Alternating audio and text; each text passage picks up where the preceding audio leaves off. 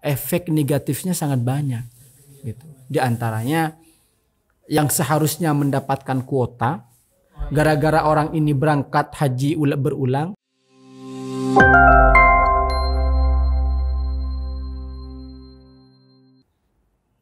Assalamualaikum warahmatullahi wabarakatuh. Waalaikumsalam warahmatullahi wabarakatuh. Ya, bismillahirrahmanirrahim. Alhamdulillahirabbil alamin.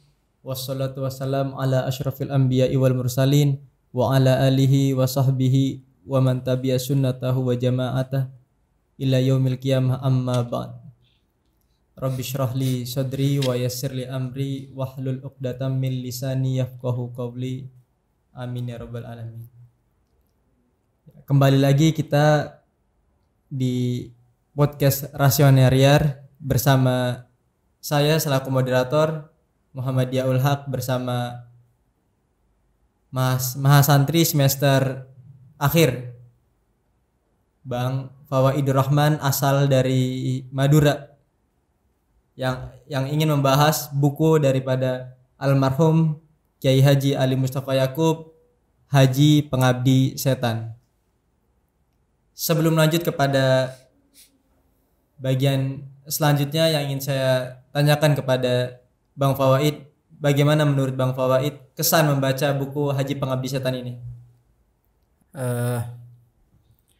Bismillah, alhamdulillah, wassalatu wassalamu ala rasulillah Sayyidina wa maulana Muhammad ibn Abdullah wa ala alihi wa sahbihi wa man walah wa ba'du.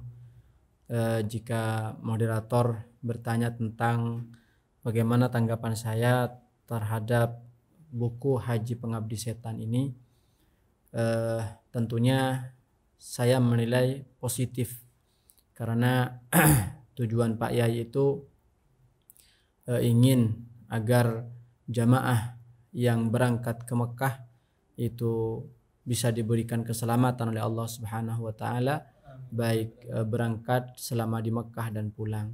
Dan kedua, tujuan Pak Yai agar jamaah haji yang berangkat baik yang dari luar negeri ataupun yang dari Indonesia sendiri mendapatkan pahala dari Allah Subhanahu wa taala, bukan malah hanya mendapatkan kecapean, meluangkan uang yang banyak, biaya yang sangat besar, namun tidak mendapatkan pahala sama sekali dari Allah Subhanahu wa taala. Mungkin ini tujuan Pak Yai, salah satunya ya, membuat buku ini. Sebelum kita membahas pada isi ataupun hal-hal aspek yang ada dalam buku Haji Pengabdi Setan, kita perlu tahu dulu sejarah di balik haji ini. Sebenarnya tahun berapa Bang haji ini diwajibkan ataupun disyariatkan kepada umat Islam ini? Iya. Jika ditanyakan kapan sih syariat haji itu disyariatkan dan kapan Nabi Muhammad itu melaksanakan ibadah haji. Syariat haji itu disyariatkan pada tahun 6 Hijriah. Jadi waktu Rasulullah hijrah ke Madinah, 6 tahun dari hijrahnya Nabi Muhammad itu baru disyariatkannya ibadah haji. Dan di waktu itu Nabi tidak bisa langsung hijrah, tidak bisa langsung haji. Karena yang pertama faktor di Makkah itu masih dikuasai oleh orang-orang musyrik, sehingga Nabi tidak bisa melaksanakan haji pada waktu itu.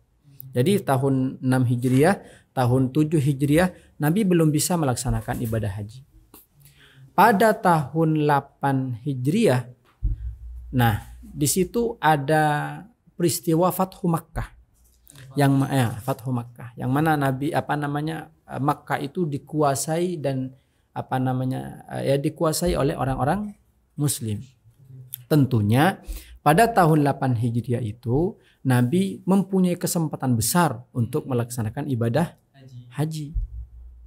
Namun Nabi tidak melaksanakan pada waktu itu. Nah, di tahun ke-9 Hijriah juga Nabi tidak melaksanakan ibadah haji. Nah, ini salah satu tujuan Pak Yai. Kenapa sih orang-orang kok senang sekali berulang-ulang haji ke Mekah gitu. Padahal efek negatifnya sangat banyak gitu. Di antaranya yang seharusnya mendapatkan kuota, gara-gara orang ini berangkat haji berulang, yang dapat kuota tergeser gitu. Nah, ini yang dilakukan salah satunya ya. Rasulullah itu pada tahun ke-8 tahun ke-8 Hijriah, tahun ke-9 Hijriah, Nabi tidak melaksanakan ibadah haji itu. Baru Nabi itu di tahun ke-10 Hijriah bisa melaksanakan ibadah haji. Mau beliau untuk melaksanakan ibadah haji. Jadi kalau ditanya, iya, dan itu haji pertama. Jadi kalau ditanya berapa kali haji Nabi itu haji? 1 kali pada tahun 10 Hijriah. Dan setelah haji 3 bulan kemudian Rasulullah wafat. Makanya pada haji itu dikatakan haji wida, haji perpisahan. Kalau kita melihat ibadah haji, ya kita bisa melihat juga karena ini ibadah yang individual tentunya.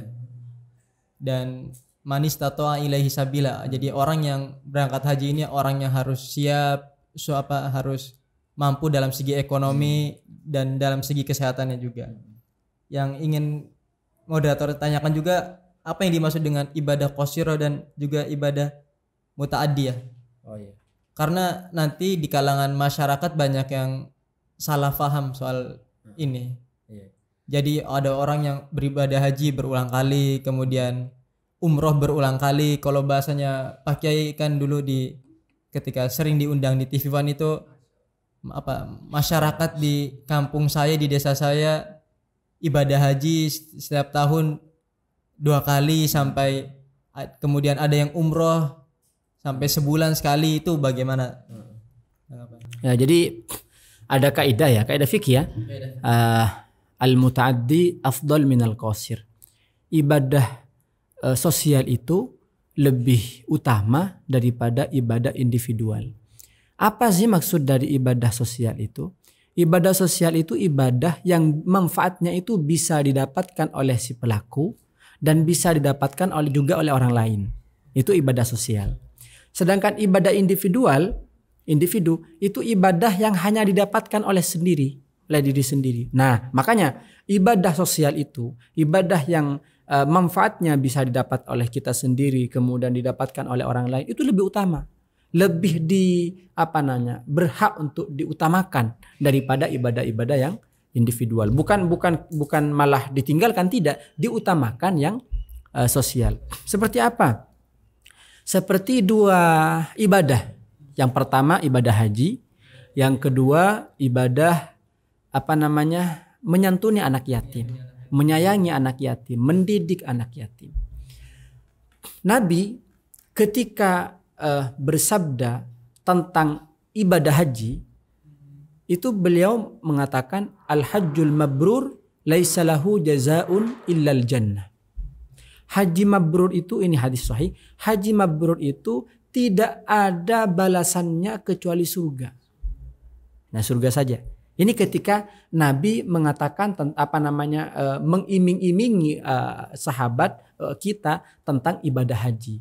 Jadi orang itu kalau berangkat haji kemudian mendapatkan haji mabrur, tidak ada balasan lain kecuali surga. Tapi kita lihat ketika Nabi mengiming-imingi kita sebagai umatnya, mengajak kita untuk melakukan ibadah sosial. Di antaranya apa? Menyantuni anak yatim. Apa kata Nabi? Ana wa kafilul yatim fil jannah kahatain. Saya dan orang yang mendidik anak yatim dan orang yang mengasuh anak yatim, menyayangi anak yatim, nanti di surga kahatain. Wa asyara bis sababah wal wusta dan Nabi itu pada waktu itu mengisyarahkan 2, satunya jari telunjuk, yang satunya jari tengah. Kemudian wa farraja bainahuma, direnggangkan keduanya. Apa maksudnya? Ketika orang itu menyayangi, menyantuni anak yatim, dia itu bukan hanya masuk surga, tapi bertetangga dengan Rasulullah, dekat dengan Rasulullah. Dari saking dekatnya, kahata ini kata Rasulullah, seperti 2 telunjuk ini, dari saking dekatnya. Bayangkan, yang pertama itu hadisnya yang haji mabrur hanya mendapatkan surga. Bukan hanya mendapatkan surga. Padahal, mohon maaf, menghabiskan biaya yang sangat besar waktu yang sangat lama dan sebagainya lah. Pahalanya surga, haji mabrur. Yang kedua, kafilul yatim. Bukan hanya masuk surga, tapi dekat dengan Rasulullah Sallallahu Alaihi Wasallam. Ini salah satu bukti bahwa ibadah sosial itu jauh lebih besar daripada ibadah individual. Makanya kenapa Nabi itu kan banyak mahasiswanya, banyak santrinya Nabi itu. Iya, apalagi yang dikatakan ahlus suffah, sahabat-sahabat yang tidak punya apa-apa kecuali ya Rasulullah gitu kan. Tinggalnya di masjid, diantaranya ya seperti Abu Hurairah. Mereka kalau nggak dapat makan dari Nabi, nggak dapat dari siapa? Makanya misalnya Nabi itu tahun 8 Hijriah berangkat, 9 Hijriah berangkat. Hajinya Nabi mungkin sampai 5, kalau dari sana lah 5 hari atau seminggu. Terus mereka yang ahlus sufa makan ke siapa? Misal secara ini. Makanya Nabi itu memilih untuk tidak melaksanakan haji pada waktu itu. Dan Nabi melaksanakan haji hanya 1 kali. Nah, kemudian berbicara soal masalah ibadah haji yang terkadang berulang kali, bagaimana pendapat para ulama terkait orang yang melakukan ibadah umroh ataupun haji berulang kali? Iya. Untuk ibadah umroh, ulama itu ya memang umroh itu ya bagus ya, ibadah juga diperintah oleh Allah Subhanahu wa taala. Tapi ketika ibadah umroh sampai berulang kali itu diantaranya ya para ulama itu menghukumi makruh. Ya makruh itu dalam tanda kutip tidak disukai oleh Allah Subhanahu wa taala. Dulu Nabi kalau nggak salah ya, di waktu turunnya ayat walillahi 'alan nasi hajjul baiti man istata'a ilaihi sabila. Di waktu itu Rasulullah berkhutbah. Khatabana Rasulullah sallallahu alaihi wasallam, pada waktu itu Rasulullah berkhutbah. Qad faradallahu alaikum, difarduhkan kepada kalian di depan sahabat, yaitu untuk melaksanakan ibadah haji. Kemudian ada salah satu sahabat nyeletuk, akullu amin ya Rasulullah. Apakah ibadah haji itu difarduhkan setiap tahun? Nabi tidak menjawab. Diulang sama sahabat itu, akullu amin ya Rasulullah. Apakah setiap tahun ya Rasulullah? Akullu amin, sampai 3 kali. Kemudian respon Rasulullah seakan-akan Rasulullah tidak setuju terhadap perkataan itu, terhadap pertanyaan itu. Apa kata Nabi? Jangan bertanya sesuatu yang sekiranya kalau dijawab makin berat. Andai pada waktu itu Nabi mengatakan iya, maka wajib bagi umat Nabi Muhammad untuk melaksanakan ibadah setiap tahun. Tapi Nabi tidak menjawab. Nah itu menunjukkan bahwa haji itu 1 kali. Nah, bagaimana kalau ada orang haji yang berulang kali? Nah, kembali ke yang tadi lagi, yang pertama, jamaah haji itu dalam setiap tahun, kalau dulu pada zaman ya agak awal itu mungkin hanya 90.000. Sekarang itu jamaah haji kurang lebih 2 juta. Jadi setiap negara itu 1000 banding 1 kuotanya. Kalau misalnya di Indonesia berapa juta, berapa miliar, berapa juta rakyatnya, maka 1000 banding 1 dapat kuota haji. Terus seperti itu. Nah, ketika dijumlah dari semuanya kurang lebih 2 juta. Bayangkan, bahkan di tahun 2004, di buku ini dijelaskan, di tahun 2004 itu pernah ada satu daerah, itu yang satu daerah itu semuanya yang berangkat haji berulang kali. Ada yang 2 kali, ada yang 3 kali. 2004 itu. Jadi satu kampung, satu daerah itu berulang berangkatnya mereka ibadah haji berulang kali gitu. Jadi kalau mereka berangkat, kemudian bagaimana yang tidak pernah berangkat, kemudian gara-gara orang ini di cancel, dimundurin jadwal pemberangkatan hajinya. Nah itu. Nah kemudian ya mungkin itulah untuk sementara. Apakah ada hadis ataupun ayat Quran yang menjelaskan tentang keutamaan orang yang haji berkali-kali? Nah, itu masalahnya. Di antara mungkin maksud dari Pak Yai itu karena orang yang ibadah haji berkali-kali, umroh berkali-kali itu tidak ada landasannya.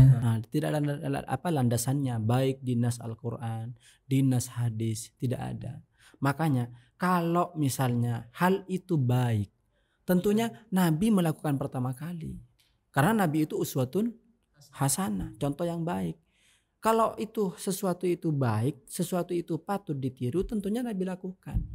Dan sejarah mencatat bahwa hal itu tidak dilakukan oleh Rasulullah SAW.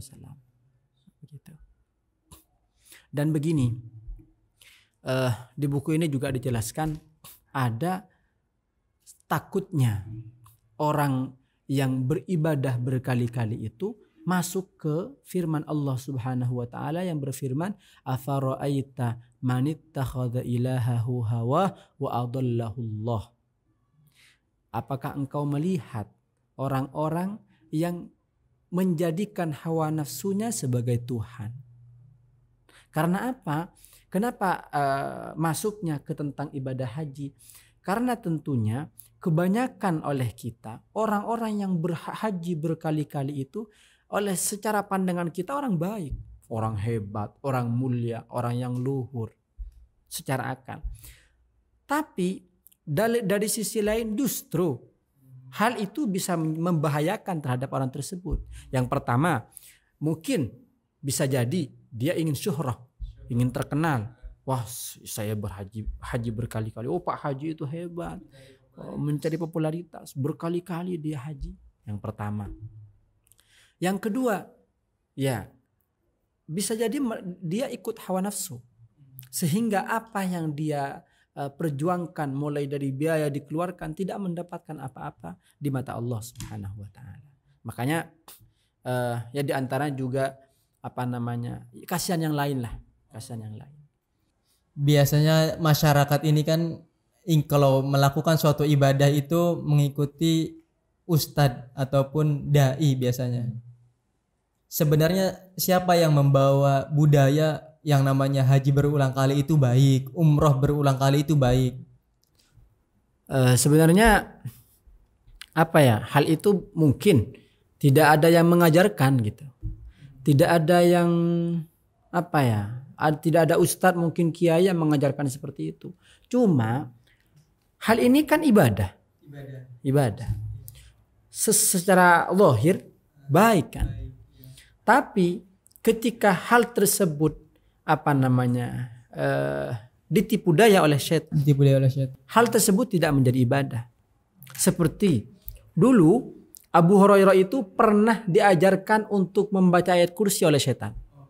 Jadi Abu Hurairah itu pernah diajarkan ayat kursi ini baca.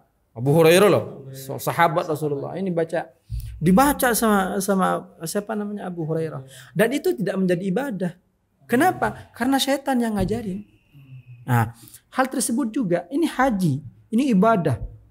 Bahkan asas dalam agama, ibadah haji. Cuma kalau hal tersebut sudah masuk ke ranah mengikuti hawa nafsu, mengikuti syaitan, maka hal tersebut sudah tidak menjadi ibadah.